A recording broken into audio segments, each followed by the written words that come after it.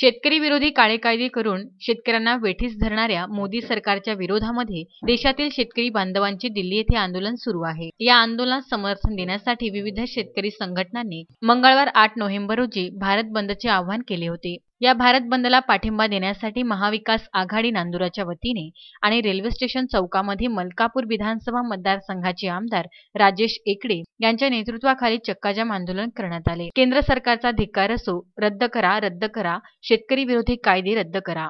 किसानों के सम्मान में महाविकास आघाडी मैदान में, शेतकरी बांधव जागा हो, महाविकास आघाडीचा धागा हो, अशा विविध घोषणा देत परिसर दणाणून सोडला। या चक्काजाम आंदोलनास महाविकास आघाडीचे ज्येष्ठ नेते पदम पाटील, शिवसेना उपजिल्हा प्रमुख वसंतराव भोजने, नांदुरा तालुका काँग्रेस कमिटी अध्यक्ष भगवान धांडे, जिल्हा काँग्रेस कमिटीचे सरचिटणीस निलेश पाऊल जगळे, नांदुरा नगर परिषदेचे उपाध्यक्ष लाला इंगडे या आंदोलनास महाविकास आघाडीचे कार्यकर्ते मोठ्या संख्येने उपस्थित होते। मोहम्मद फारूक, विदर्भ न्यूज, खामगाव।